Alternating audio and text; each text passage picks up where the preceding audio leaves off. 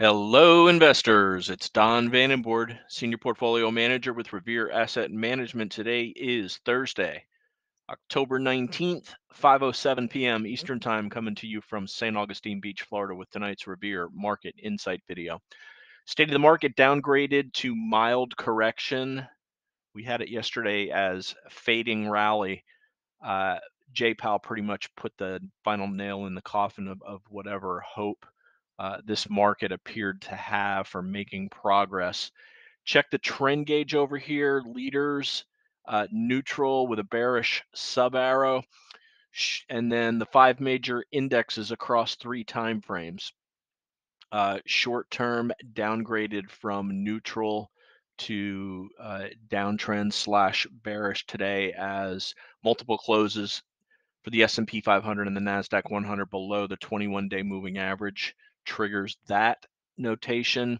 Also, multiple closes below the 50-day moving average for the NASDAQ takes the neutral sub arrow away from our medium-term trend indicator as that goes fully bearish again.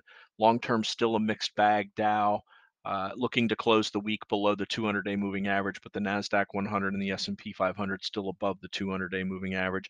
NASDAQ 100 substantially above it. Dow just slightly more than 1% above it. And I'll remind you again, mild correction. We're about 7% off of the highs from late July, which is kind of typical in the market. It doesn't feel good at all, but it's typical behavior for the market. There are times when the wind is at our back.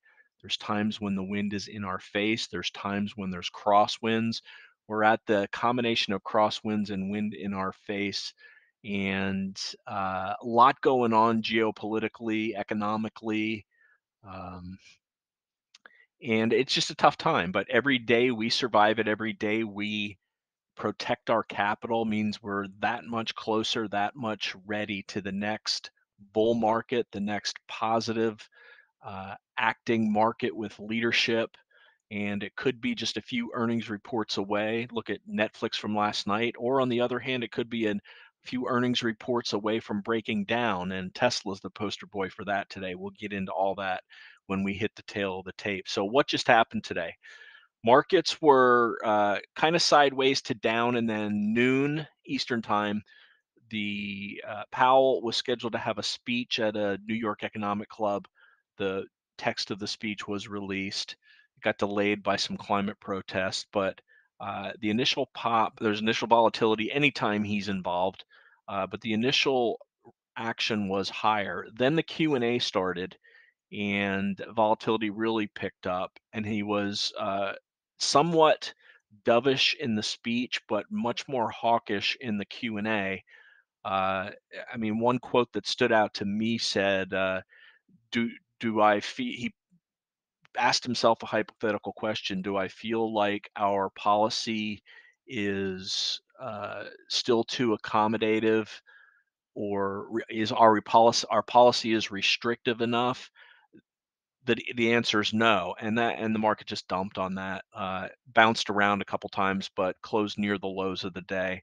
Hammered the bulls. Yield spiked. The 10-year actually hit 5%, and the some of the analysts afterwards, Powell can only control short-term interest rates, but it's the long end, the longer end of the curve that's really causing issues now.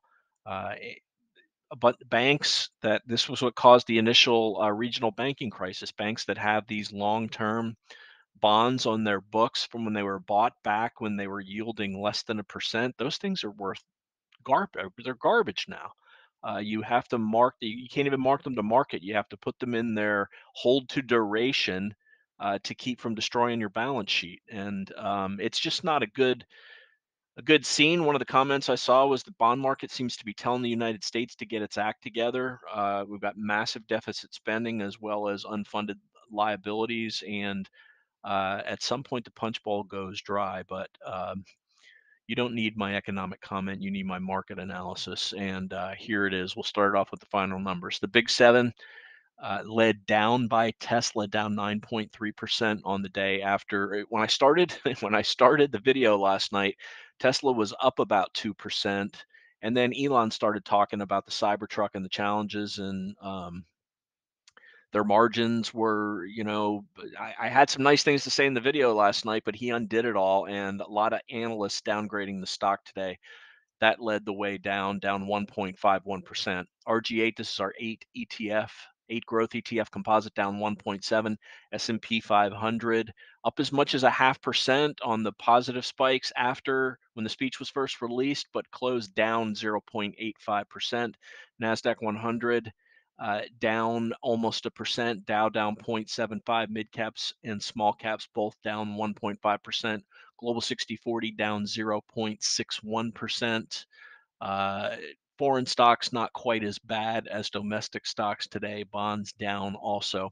In-house GROTECTION down 0.78%. We don't like losing less, but there are times, and I might as well show it now, there are times when we're going to basically be in line with what the market's doing or have either minor underperformance or minor outperformance. And this is pretty much where we are now. We've been going back and forth from early bull market to mild pullback to mild correction. We briefly hit moderate correction.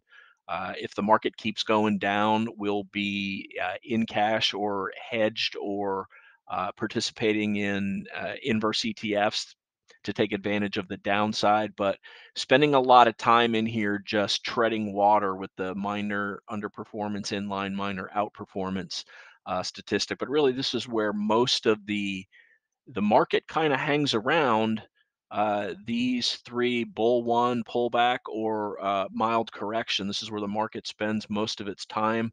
It's at the extremes that we really shine, protecting capital when the market is really uh, risky and bearish, and outperforming when we get strong bulls. So a strong bullish market, and we just kind of sit on our hands and wait for that fat pitch when it comes, and get in the attempt to knock it out of the park. And if it's the other end of it, we'll stay out of the way until things improve. But that's where we are. Let's get into the charts and the tail of the tape. We'll start off with the S&P 500. Go back to that 30-minute chart that I've been showing lately, and that 4320 level, which is pretty much given up now. Chopped around it today, but this spike up to 43.40, that's right where the 21-day moving average is. We failed on that spike up and closed near the lows of the day. Still above the lows of the follow through day, but the action is not anything you want to participate in.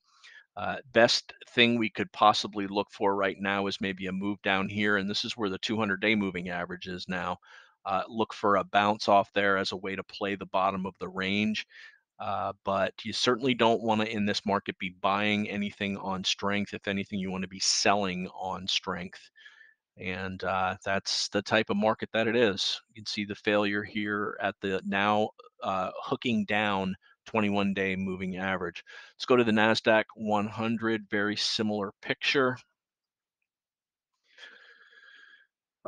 Failed at, rallied into the now declining 50-day and 21-day moving average and rolled over today. 30-minute, same situation. This 364 level was what we were wanting to hold. We're down near 360, which is a bit of a support level here. It was busted through on the first day when we had the follow through day, tested on the second day and held. But here we are back to the levels of that first follow through day. That's no progress. Let's go to the Dow Jones Industrial Average. A couple closes above the 200-day and the 21-day, two closes back below the 200 and the 20-day. Now we'll see how it ends the week. No surprise that it's showing relative strength, as this is a more defensive index. And then mid caps teased us with a close above the 21-day on Tuesday.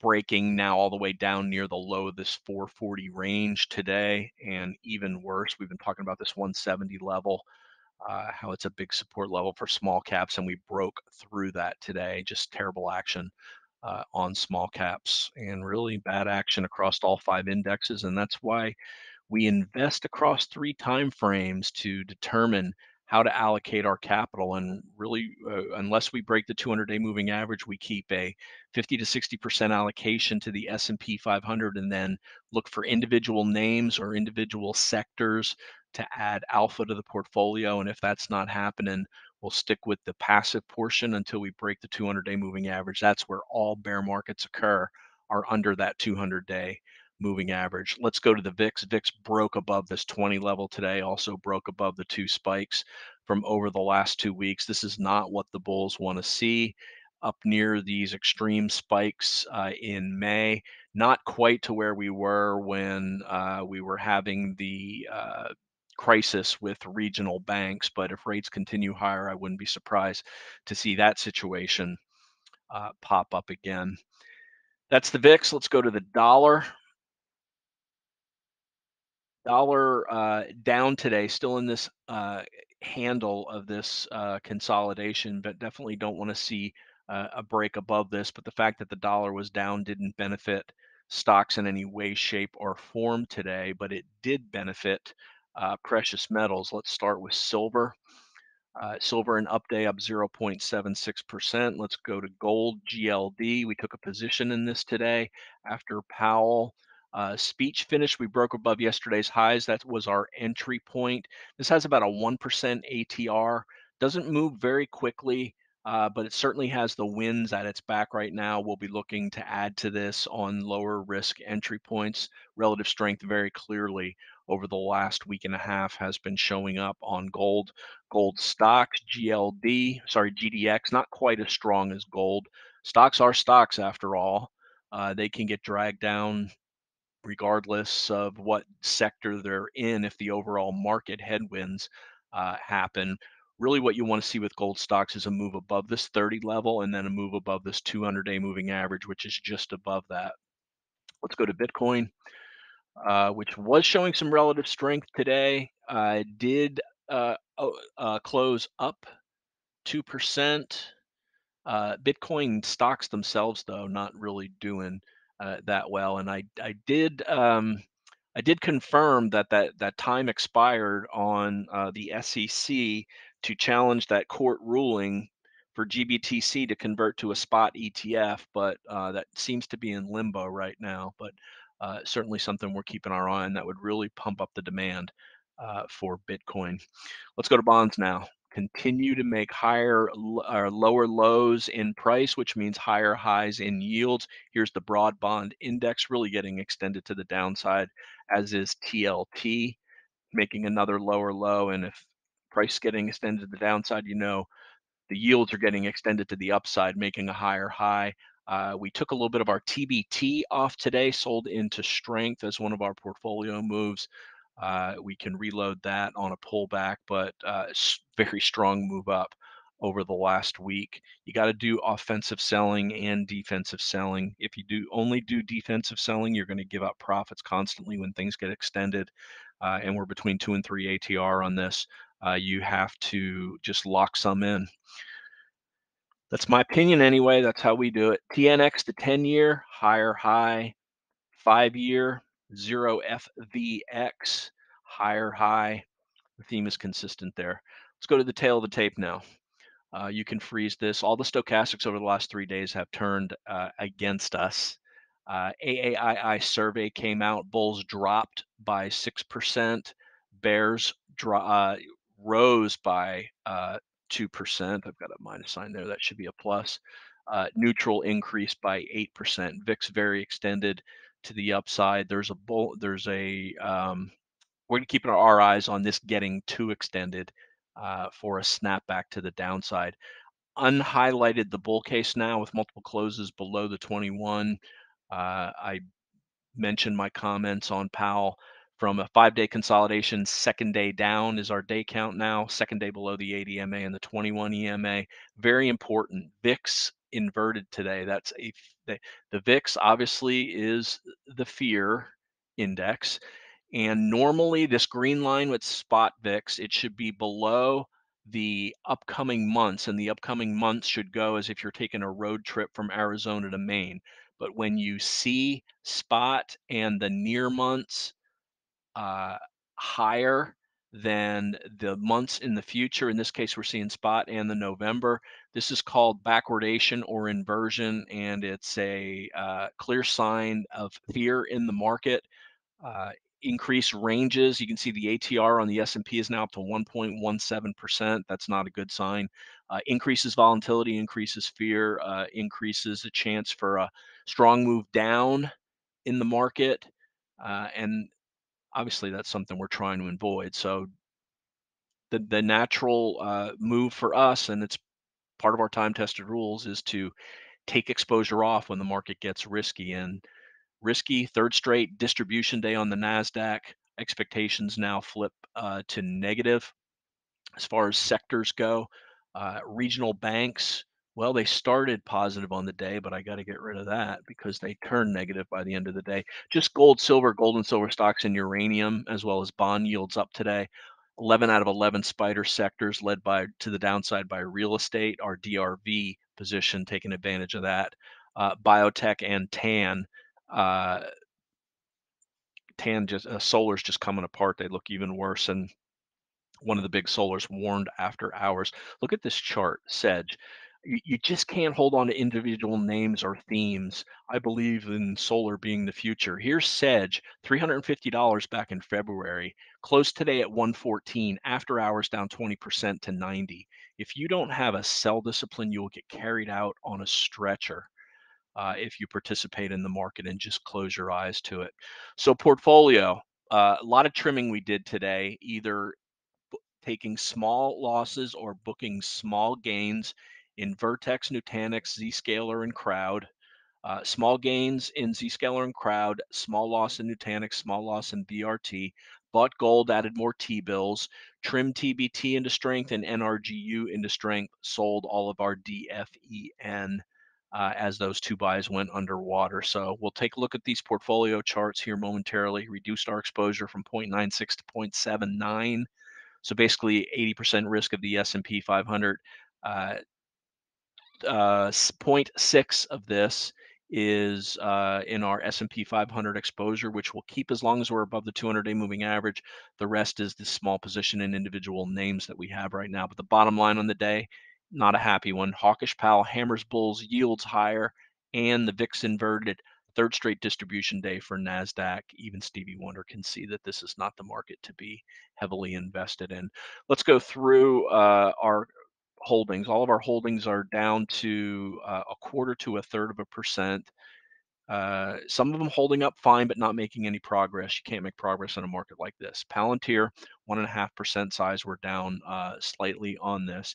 NVO, 2% size, we're down slightly on this. Medical stocks sold off today, including the weight loss drug stocks.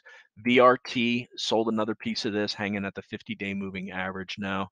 Zscaler booked a tiny gain on our second buy, still firmly positive on our first buy. Same situation with CrowdStrike. These were upgraded. This would have been a perfect, if I had a crystal ball, would have been a perfect, let's go to a 5-minute chart, perfect situation to do some uh, offensive selling with a gap up on an analyst upgrade, because you can see it didn't take long for it to sell off along with the rest of the market today. But the outside negative reversal to the ADMA made us sell our second buys on both CrowdStrike and Zscaler. Nutanix, we trimmed a little bit of this, still looking fine, still above the 21, right at this 3671-ish pullback area, just a little bit below that, but still holding the 21. Gold, I already showed that chart. We bought that DFEN based on ITA back below back into the range of the opening day. That's just a failure. Um, Again, aerospace and defense stocks, perfect environment for them. Market not fully supporting them, and if they're not, I don't want to be in them. I'm not looking for. I want to be in something that's working. These aren't working. NRGU, uh, offensive selling here with how extended it got. TBT, same thing, offensive selling. DRV, very extended. We've got a small piece of this riding that. This is what I got stopped out on, half of this on that false breakdown on XLRE 2 days ago. False breakout, sold half of it by the end of the day. I was regretting that, and then two strong moves to the downside on this. And that's it. That's the portfolio. Let's share some very quickly. Um, no, I'm over 20 minutes. I'm going to stop. So let's wrap it. Remember, not how much you make in the markets, it's how much you can keep. I appreciate the people that are liking the videos. That really helps our algorithms. Thanks so much. And to the person that keeps not liking them but not leaving a comment, karma's coming for you. Uh, Love to hear from you. Email or all comments at YouTube. Um, I reply to them. And thanks for the kind words. You want to reach me, Don at revereasset.com is the email, Dan at revereasset.com if you're interested in becoming a client. Phone is 855 Real Wealth. That's 855-732-5932. And with that, we'll wrap up the video for Thursday, October 19th. This is Don Vandenbord with Revere Asset Management, telling it like it is. Thanks for listening and have a great day.